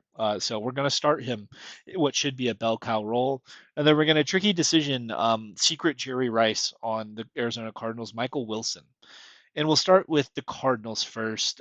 Really, this team is so bad, and they have been so bad for the past like 8 weeks. The only team they really beat is the Dallas Cowboys. But in that time where Jacoby Brissett has taken over, the Cardinals have just had this extremely fruitful fantasy offense in which their team goes down by like 3 to 4 scores early in the first half of games. And what's happening is Jacoby Brissett just drops back like 50 times a game in catch up mode where the other team is playing prevent defense, right? So the Falcons defense, they have done a good job of getting after the quarterback. They have the second most sacks in the league this year behind the Denver Broncos. So they might speed up Jacoby Brissett here a little bit, but really he's been so good. Jacoby Brissett has been like a 20 to 24 point a game just wagon. We're gonna start him here. Like the line for the Falcons is good, but their secondary really isn't. I would start him this week. He's like a low end to mid range quarterback one. I would definitely start him over Trevor Lawrence. That's for sure. Marvin Harrison Jr. looks like he's going to be back. If he is, I would start him as like a wide receiver 2 to flex option. Much like all of the other Arizona Cardinals in the passing game, he has benefited greatly from having a not midget throw him the ball. I think that anywhere in the neighborhood of 12 to 15 points is in the range of outcomes this week for Marvin Harrison Jr. Trey McBride, I don't have to really say anything about this. It's a complete no-brainer. Jacoby Brissett has been the best thing that ever happened to Trey McBride. Just this season, he would qualify as the fantasy wide receiver 4, if that was his position, but you're getting it at tight end. I don't think we've seen a positional advantage like this in fantasy football since like prime Travis Kelce. Um, if you are a manager that has Trey McBride and you're in the playoffs and the semifinals, I'd feel really good about it. The Michael Carter, like I said, absence of other options. The Falcons are terrible against the run. I think he has a chance to fall in the end zone and get some good yardage too. I think he's like a totally flexible option there if you need it. And then Michael Wilson, tricky decision. This one really is tricky for me because Michael Wilson has been so good without Marvin Harrison in the lineup, and then he just kind of disappears when Marvin Harrison has been there. I wonder though if Michael Wilson has been so good at this point without Marvin Harrison that they're gonna try and continue to give him work even when Marv is back. I'm not sure. It's risky to me. I would almost lean sit here just because that's what the history has shown us. But if you want to make a bet on Michael Wilson, the talent, he's looked good to me. Like hasn't looked like just some like handcuff wide receiver. He's looked like he's a good, nice player in his own right. I think it would be better for the Cardinals to have him be involved in the offense going forward because he seems like a totally capable wide receiver too to me. For the Falcons, Drake London, we're going to keep an eye out to see if he goes. He had the PCL injury. He's missed the last 3 weeks. He got in a limited on Wednesday, which is good news. The other good news about a PCL injury is once you actually sit out the weeks and you come back from it, there's usually not that many like lingering effects from that. We saw Brock Bowers try to play through the PCL, like when he got it early in the year, and his production took a massive dip. He was wearing the big giant knee brace, that sort of stuff. Drake London has sat out the time, so if he does go, I would expect kind of pre-injury Drake London, like that Drake London that we've been seeing. The only question to me at that point would be, okay, Kirk Cousins is his quarterback. How does he look out there? Who does Kirk Cousins look to more, right? What Michael Penix did, like he wasn't a very good quarterback, but what he did better than anything else is get the ball to Drake London. Kirk has been looking at Pitts a lot more. I feel like it is debatable who would be the one you want here between Drake London and Kyle Pitts. I would still start Drake London though. I think Drake's floor is like 7 or 8 points. And I think his ceiling is those wide receiver 1 weeks that we've been seeing just get pinged all year. The Falcons really, what their offense to me looks like is they go into the game and they hyper target one guy, and that's kind of who it's going to be that week, right? So I feel like it's not likely both London and Pitts go off. I think it's going to be one or the other.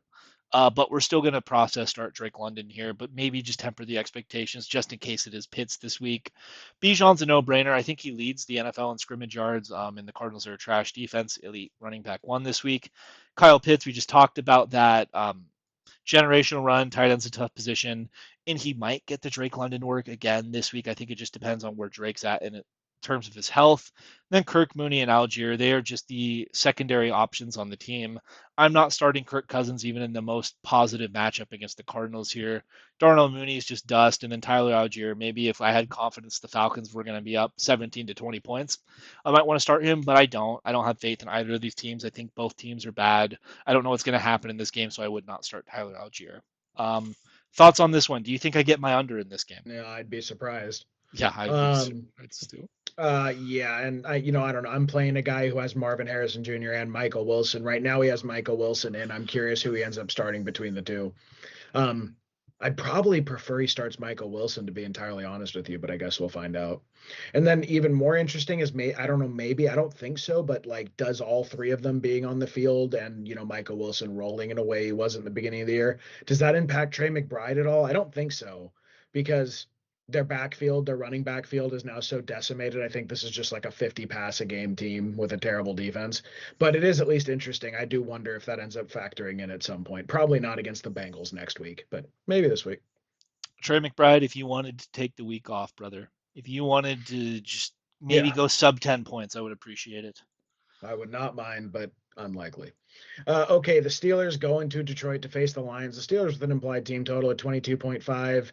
Lions with an implied team total at 29. If that number hangs around 6.5, you're walking into the classic rah-rah Tomlin trap, but I don't know, man. I have a hard time seeing how the Lions don't win this game by 7 points. The Lions are quick and easy. You're starting Goff, you're starting Gibbs, you're starting Amon-Ra St. Brown, and you're starting Jamison Williams. Jamison Williams is now your wide receiver 9 on the year in half PPR fantasy. That is with multiple. I think he's missed a week or two because of injury, or at the minimum, he's had like 2 or 3 just dud weeks where you got to basically zero out of him. And he's still a top 10 wide receiver. It's absolutely remarkable. This offense is like first, second, or third in almost every major offensive category since Dan Campbell took over play calling. So I'm starting all my Lions wherever I could. I guess the only controversial one that you're making a statement about when you say that is Jamison Williams. I have him going in 2 leagues this week, and then the third one I have a decision to make between. I know you can tell me what you would do here, Ted. Is between Mike Evans and Jamison Williams. And on that roster, because I have George Pickens and Jamar Chase as well, Chase has tons of ceiling. Pickens has so much variance. I think I kind of want the floor of Mike Evans to keep me in a game that might score. Say my opponent scores, 110, 115. I feel like Mike Evans just is steady Eddie, as opposed to say if I were projected to lose by like 15, maybe I would go ahead and just roll JMO there and shoot for the 25. But who would you start between those two? I would start Mike Evans. Yeah. So right now I'm rolling Mike Evans. And then, so I'm starting Jamison Williams over I did have it over Tedero McMillan, but then Rashi Rice went down, so I don't know. But I'm starting him over Cortland Sutton. I would rather start Jamison Williams. Quinshon Judkins. I would rather start Jamison Williams. So this is a really good start, in my opinion, this week. The Pittsburgh Steelers will run really slow plays. They try to control the ball, but once they get behind, they kind of have to start airing it out. They give up a lot of fantasy points to wide receiver. And then the only two starts for the Steelers, one DK Metcalf. I feel like that's pretty easy, right? The whole secondary for the Lions are injured. DK just had one of like the coolest plays of his career where he threw a dude off him, then stiff armed another one on the way to the end zone. Had like a nice mid range to high end wide receiver 2 week for you guys last week. But this is the controversial one. We're also going to start Gainwell. Kenneth Gainwell has had two pretty good like low end RB 2 weeks over the last 2 weeks. I think last week it was actually like 14, so he was encroaching on an RB1 finish. Just pretty good player that seems to have a rapport with Aaron Rodgers. There's been really interesting reporting like about Aaron. He's Aaron's guy. He's apparently a very cerebral player who kind of sees the game the way Aaron does. Aaron told him, "My goal this year is to get you paid." So that's a pretty ringing endorsement. And then you see these like pre-snap calls and audibles that he seems to be running specifically between him and Gainwell. When you get in the red zone, right? If Gainwell has an understanding of how to leverage zones, so like when the defender gives us this look, I'm going to go here. Aaron needs to let the ball go before that move is made. And in those tight quarters, that's the difference between throwing a pick six on the goal line or throwing a touchdown, right? So trust is actually really important. And it seems to me like Gainwell and Aaron have that specific relationship here. Coupled with the fact that I think the Steelers could be down and passing a lot this week, I actually really like Gainwell as a start. I know that the Lions do not give up many fantasy points to running back.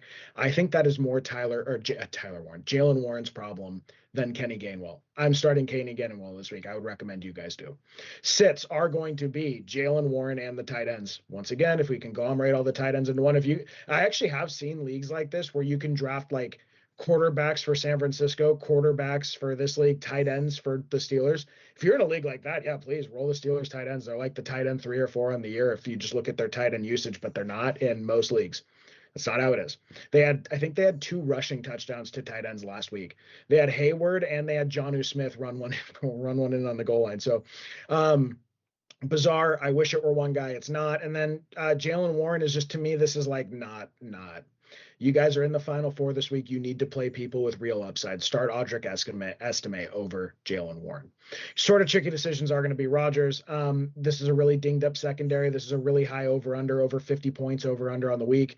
They're projected to be losing by around a touchdown by Vegas. That all spells a whole lot of passing against a terrible secondary. So I actually don't hate Rodgers is like a QB3 on the year, but I think he's very live to push into the mid-range QB2 territory, if not flirt with like a top 13, 14 finish this week. So I think he's a perfectly fine start in super flex like our very own Theodore is considering. Yeah, for me, the Rodgers thing, like in theory, the matchup against the Lions secondary is really good. I just worry about Rodgers getting beat up by Yeah. Aiden Hutchinson Yeah. and the boys, right? So that is my concern there. I categorically disagree with the idea that Kenny Gainwell should be starting in your lineup like over Jalen Warren. If you want to say, yeah, well, the Steelers don't have a shot in this game running the ball, and it's going to be all passing work, and they've been giving Kenny Gainwell more of that. Like then I'd be like, okay, yeah, sure. But in terms of like running the football this year, Jalen Warren has had more good games than Kenny Gainwell when they both played. Also important to note, on Monday night, Jalen Warren was questionable with an illness. He was playing sick. Kenny Gainwell got a little bit more work and looked better in that situation. I do think it is mostly, I think it's like, in terms of like the carries, I think it's like probably 60-40 Jalen Warren in terms of like the traditional rushing work, but Kenny Gainwell gets the passing work. Honestly, I would dodge them both this week. To me, it's like I would think about DK if you want to do the Steelers pass catchers against the terrible Lions secondary. I would think about Rodgers. and then the like tight end, since we can't conglomerate them. Like I wouldn't be shocked to see like Jonnu Smith or Pat Fryermuth get a touchdown here. Arthur Smith fist pumping on the sidelines, but we can't fantasy game plan around that, right? Like so for me, it's passing game or nothing here. But I do think Jalen Warren and Kenny Gainwell should be rostered for sure. All right, not much to say on this one. We got the Raiders going to Houston to play the Texans. The Raiders have the lowest implied team total I think I've ever seen in my life. 11 and a half points. That is not a typo. The Raiders are actually implied for under 12 points. I don't think I've ever seen that before. And the Texans have an implied team total of 26 points here. For the Raiders, it is just Brock Bowers. For the Texans, it's C.J. Stroud, Nico Collins, either Woody Marks or Jawar Johnson. More on that in a minute. We're going to tricky decision Dalton Schultz, and we're going to sit the other wide receivers. And I think we could just do the Raiders here. It's very quick, right? I don't know whether or not it's going to be Geno Smith or Kenny Pickett playing this week, but I don't think it matters very much. The Houston Texans are the best defense in the league. You have a Raiders line that is trash. Um, you have a passing game that's ineffective outside of Bowers, right? Like what's happening with the Raiders is Bowers is effectively their wide receiver one. But what's happening is teams are just taking their number one corner and going on Brock Bowers because they don't have to respect any other of the Raiders pass catchers, right? So I think Brock Bowers is going to get Derek Stingley here with not a very good quarterback throwing him the ball. I love Brock Bowers. I'm like a Brock Bowers truther. I think he's like by far the most talented tight end in the league, but the situation cannot be any worse for him. And you'll also notice that Ashton Genty is not even on the slides. Don't even think about it this week. It is done. It is toast against Houston. They're going to maul. I cannot wait to see some of the hits that are administered by the Houston Texans defense on Ashton Genty because Ashton Genty kind of seeks out contact. He's a tough runner, but I worry for his health in this one. That's it for the Raiders, though. Then for the Texans, it's an offense that I am not a believer in, at least in its current form. But this Raiders team is such a dumpster fire that I think there's going to be value here. CJ Stroud, like he's kind of been in that Jordan Love, Bo Nix type of territory where in these soft matchups, I think that you can start him. CJ is much more of like a low end quarterback one to high end quarterback two for me this week. But I do like it, especially if the Texans blow them out. I think their offense could have more success than normal. Nico Collins, he had a really good week last week, didn't he, Yanni? What did he do?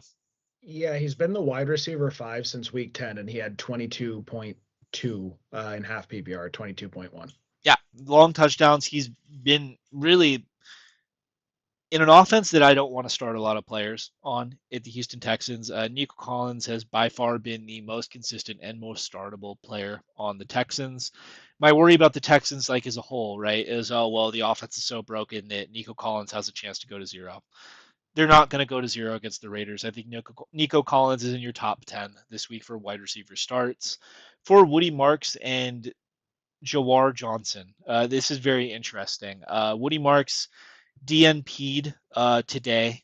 It's Wednesday today, so we still have 2 more days of practice reports to comb through before we kind of can speak more on this, right? But whoever is playing running back for the Houston Texans, I think is a perfectly fine start this week. I believe Jawar Johnson had over 100 yards and a touchdown last week. It actually kills me. I started Woody Marks in one league I got eliminated in, and I saw he got the early touchdown and then left the game, and then Jawar Johnson goes for another 100 and a touchdown. I was like, oh my god, like that could have been Woody Marks. I could have advanced. It's the deal with the injuries, though, man. He's been playing through them all year. So whoever starts with the Texans, I think is totally flexible this week. If you're gonna say fuck it, I need to flex someone. I think Jawar Johnson. I would be shocked if he's picked up on a lot of waivers, so he should be there. I think that's totally fine if we get some news about Woody Marks and you want to pick him up now before that happens. Other wide receivers, just no one is consistent, right? Jaden Higgins is not consistent whatsoever. Jalen Noel, I feel like that's over. And then Dalton Schultz has been like more consistent, I guess, at a tougher position, but it hasn't been, there haven't been spike weeks really that I'm looking to chase so much. To me, Dalton Schultz is, hey, I need 5 to 10 points out of my tight end here. Like, I think that he's fine to do that. He has the upside if he gets a touchdown, but I'm not ever ranking Dalton Schultz as more than like a high end tight end too. Anything on this one, Yanni? You start Ashton Genty? No, no, I was actually checking. He hasn't cleared double digit points in like 3 weeks. just really brutal. I'm going against the Texans defense in a couple leagues. I think it's going to be really bad. Playing Nico Collins in a few leagues because I kept trading for him. I think that's going to be really good. I'm playing Brock Bowers in a couple leagues. I think that's going to be really bad. You know what I mean? It's just I think very few things are slam dunks in the NFL, but I think we just sort of know the direction that this game's going to go ahead and take. Um, yeah. Yeah, I'm not that's all I was seeing. I saw a Twitter post this week that was like, in retrospect, maybe two Raiders should not have been in the top 20 of ADP. Like, yeah. I Yeah, was probably I not. was believer in the Raiders this year, man. Like to me, like this is something I totally got wrong. It's like, as Nick Wright calls it, a category three. Like you were wrong about something. I liked the Raiders this year because I wasn't sure. Like I when the Seahawks traded for Sam Darnold, got rid of Geno Smith, I was like, why did they do that? I'm not sure that Sam's any better than Geno, right? And I Yeah. thought Geno was going to be closer to the Seahawks guy that we got, right? Bowers had a generational year with like Gardner Minshew. I was like, okay, this has got to be better, right? Ashton Genty, love the talent. It's got to be better. The Raiders, though, man, they're just a black hole, the pun intended there. Just a fantasy black hole, a NFL black hole, the most snake bitten franchise I've ever seen. Like, obviously, we're Bay Area kids, right? Like, so Niners and Raiders fans are mostly what we grew up around. Like, being Yep. a Raiders fan has to be the most depressing experience. I used to be a Raider hater, and now I feel so bad for them. It's like the special Yep. kid at school or whatever, right? You don't make fun of that kid. You kind of Yep. hope that they do well. That's where I'm at with the Las Vegas Raiders here. They're like the special ed kid in your class that you're just like, you know what? I hope you get it, Timmy. I think it's an interesting lesson, dude, about like for us as fantasy analysts and managers and for like NFL teams that are drafting.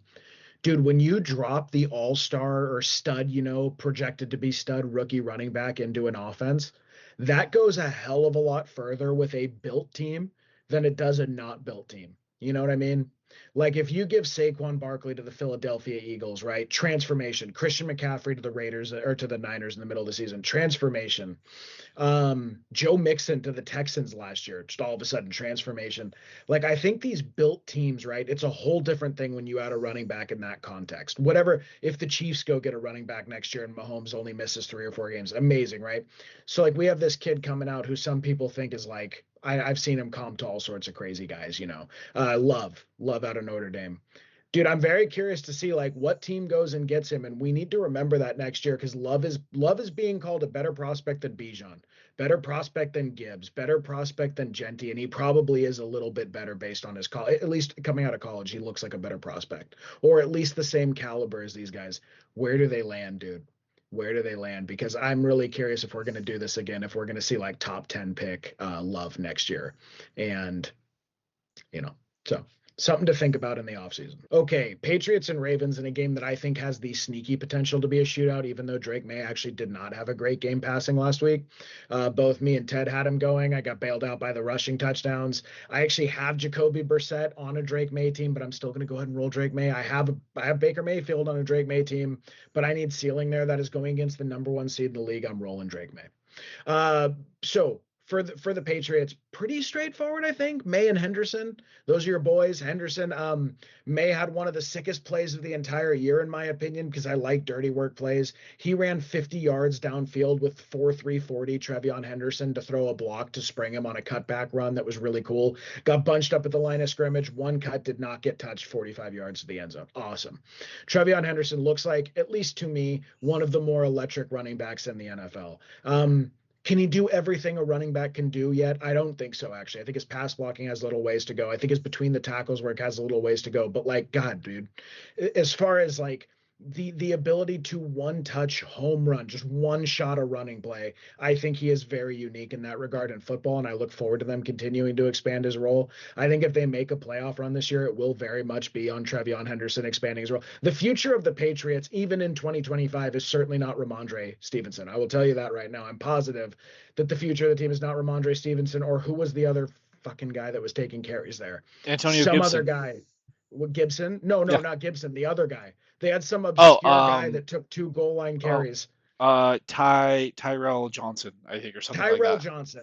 I promise you the future of this franchise in the backfield is not Tyrell Johnson and Ramondre Stevenson. We can put away the foolishness. This is a great matchup. The Ravens are gettable on the ground. And if they fall behind, he's going to have to get some dump offs every now and again. Although Drake May does tend to run, like Henderson would be getting more dump offs in a different context. Love these two this week. Absolutely love these two this week. Make sure they're fixtures in your lineup, in my opinion, unless you have really good options. I actually don't hate starting Baker over him. I think there's an argument you could make that it's a safer start. But for me, I'm chasing those like 23, 24, 27 points. I think Drake May could produce this week. We're going to go ahead and sit Hunter Henry, Kayshon Boutte. These are not semifinal starts. They're just not. They were cool at certain points of the year. I streamed a couple of these guys at certain points of the year. It's over, Johnny. They're done. Sort of tricky decision, Stephon Diggs. So weird the way that he had like a 2 or 3 week stretch where he was trending toward being like a wide receiver one on the year, and people were trading serious value for him. I was seeing, I believe the underdog guys told you to go ahead and let it rip Stephon Diggs for AJ Brown if you can. Like, ooh, oh, that is tough business, man.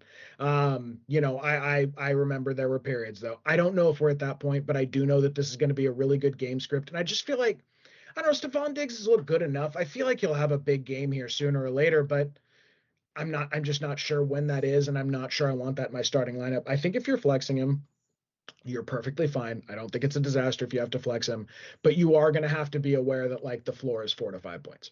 And do I want to take that risk? I don't know. Let's juxtapose it to a player like Zay Flowers, who is a start for us for the Ravens. Zay Flowers has, I believe, like 12 and 16 points the last 2 weeks, respectively. Two of his better weeks of the season. He's starting to really get going. He dropped another touchdown that fucked me last week. That absolutely fucked me. I would have advanced in free Tendies Fantasy League One. He just dropped an easy one. He should have had it in his hands. So a player like that, at least I do feel like there's a floor of like 8 to 10 points. And then I feel like if he hits his ceiling, we're talking about 14, 16, 26 points in the first week. Like that's the sort of guy I would opt for if I'm going to go for that. Like even Terry McLaurin against Philadelphia, I just sort of feel like there's a 20-point ceiling there because he's done it a couple times this year with Marcus Mariota. So I would probably opt for starts like that over Stephon Diggs. And then for the rest of the Ravens, Lamar and Derrick Henry. Lamar has looked as healthy as he has since he initially started his run of 11 lower body injuries or whatever it's been now. It's been ridiculous. He looked as good as he has last week, but he still only threw the ball like 15 times because they were just up and coasting to a lead. Derrick Henry was pretty efficient. I think he had like 11 carries for 100 yards, but you didn't get the touchdown. He is at this point a touchdown dependent RB2 even. Like it's even hard for me to call him an RB1, but usually when he gets the touchdown, he will be. So I guess that's more of a touchdown dependent RB1. But the Patriots run defense is pretty good. I know they just gave up 30 to James Cook, but it's a pretty good run defense. So I'm not sure. To me, you have to start Henry if you have him. I mean, that I'm sure about, but I'm not sure what we're going to get out of him. I think what you're praying for is like 17 points with the touchdown. I think if he doesn't get a touchdown, you're going to get an RB2-3 borderline week out of the guy, unfortunately. And at least for me, this will be my last experience rostering Derrick Henry in fantasy. It has been an honor, sir. It's been a privilege to serve with you. Thank you for all the fantasy championships. Thank you for last year when me and Ted were smashing running back at the 1-2 turn and you won us a whole bunch of trophies. That was awesome. You're the man. I'll love you forever. You're one of the best to do it, but you will not be doing it on my fantasy team after 2025. And then your sort of tricky decision is going to be Mark Andrews. Mark Andrews had a really tough run, really, really tough run, but that's probably because Lamar's been throwing 10 to 15 times a game or completing 10 to 15 times a game. He's a sort of tricky decision. New England is, I believe, 6th or 7th in most fantasy points allowed to tight end. So it's a pretty good matchup, and it's a high-scoring game. He's live to catch a touchdown here, but I'm going to opt for volume instead of Mark Andrews. Ted may disagree with this or clearly does with Darren Waller. I just dropped him for Waller, and I would still do that, by the way, with Quinn Ewers throwing him the ball. I dropped him for Colston Loveland. I'll go ahead and roll Colston Loveland over Mark Andrews at tight end. I'll take my chances with a touchdown and, 14 points if Loveland gets volume in a touchdown as opposed to 8 points with 20 yards and a touchdown for Mark Andrews. That's like kind of what it's been. I don't think I think he's had like one double-digit game in 5 or 6 weeks. It's just a really frustrating roster move to have Mark Andrews on your team. I would rather avoid it personally. Any love for Isaiah Likely here? No, I didn't put him on there because he had the dud last week. Goose egg I know against he a had. generationally bad defense against the tight end, so it is like hard, right? Yeah, to me, it's just between those two. It's like to me, it's almost like saying, do you want to start a handcuffed tight end who's unlikely to catch a touchdown? I don't know. Again, dude, I would probably rather just avoid the I would probably rather avoid any Ravens outside of the three. You know what I mean? Yeah, I think that's what it's at. Andrews I feel like would be desperation. Like I agree with you. I'd start Colston Loveland over Andrews. I would start Aronde Gadsden over Andrews. Yep. I would not start Waller over Andrews only because I think he has the same issue of being touchdown dependent. But that's all fine and well. And then really like Zay Flowers, like just in general. I know we've been talking about that. It seems to me like so the Ravens last week against the Bengals, I believe they only had the ball for 20 minutes. The Bengals held the ball for 40 minutes without scoring a single point, and the Yeah. Ravens were up and running. So that's why Lamar only drops back 12 times. But Zay Flowers still had a great game. It really is just getting the touchdowns for him. I don't know. Maybe I'm coping about the player, but when I watch that player, I just see a very, very good player and a clear X receiver on a Lamar Jackson team that I want to chase. All right, Monday night. So last week when we covered the Colts, we told you that we thought it would be Riley Leonard that was the starting quarterback because I thought there was no way, even if they brought Philip Rivers in, that the Colts would start him. But shows how much I know. They started a 44-year-old grandfather, and they're going to be doing it again against our San Francisco 49ers in a Monday night standalone game. We have the Indianapolis Colts coming to Levi's to play our Niners. The Colts have an implied team total of 20 points here, which may be high, but also the Niners defense is so crippled that they might hit 20. I'm not sure. Versus the Niners have an implied team total of 26.5 points. For the Colts, our only start for you is Jonathan Taylor, and we are sitting everyone else. That is Philip Rivers, Tyler Warren, Michael Pittman, Alec Pierce. If you do not see a player listed there, it is because they are not fantasy relevant. I know Josh Downs had the touchdown last week against against the Seahawks, but no, he's not fantasy relevant, especially not with Philip Rivers steering the ship. Then for the Niners, we are going to start Brock Purdy, Christian McCaffrey, Jawan Jennings, and George Kittle. Ricky is not on the list because it looks like he is going to miss from re-aggravating his PCL and sustaining a new ankle injury, which is such a bummer for me being the Ricky truther because he was the leading receiver last week and it looked like he was an emphasis of the offense and he just goes down again. Huge bummer. Let's start with the Colts because there's not much to talk about here, right? With Philip Rivers, like I think you're looking at 20 dropbacks or less a game, and Phil cannot push the ball down the field. So all of your targets that you're going to be getting are going to be like I would say short of the sticks. So guys like Tyler Warren, guys like Michael Pittman, where we have been excited to start them all year, right? Guys like Alec Pierce, who later on in the season was a really nice waiver wire pickup.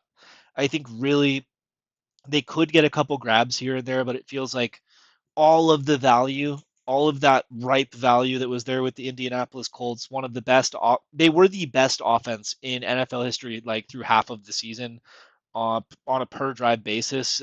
It feels like it's all out the window now. We want none of the passing game bags whatsoever. And we want Jonathan Taylor because he's probably the best running back in the NFL for my money going against a banged up 49ers defense without Fred Warner. That's really it for them. It's a bummer that that's what the season's come to. Maybe if Anthony Richardson wasn't a dumbass and fracturing his orbital face bones with like a stretching rubber band in the locker room, the situation might be different for Indy. But it is what it is. It sucks to see, but it's just the state of the Colts.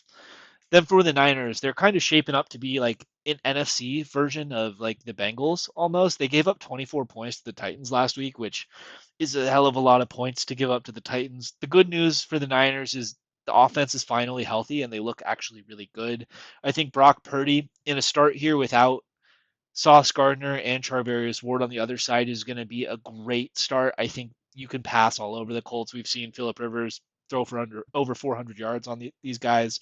I think that it's going to be a big Brock Purdy game. CMC, I think he has potential to be the RB1 overall this week, given the passing game work as well. Jawan Jennings, without Ricky out there, like really what he's turned into is like a red zone threat almost. But without Ricky, I feel like they're going to count on him for more yardage as well. So I think Jawan is totally startable in your semifinals as like a low end wide receiver two to flex option. And then George Kittle has just been a monster. Very happy to have traded into some George Kittle. I think he has a touchdown 3 out of the last 4 weeks. clearly a focal point of the offense. He has the touchdown equity. Him and Brock have like the relationship they've built over the years. George is really his go-to guy other than Christian, and he's an elite tight end one for me this week. That's it really for this game that I have on it. I think it'll be a fun watch. I kind of, Yanni, what do you think?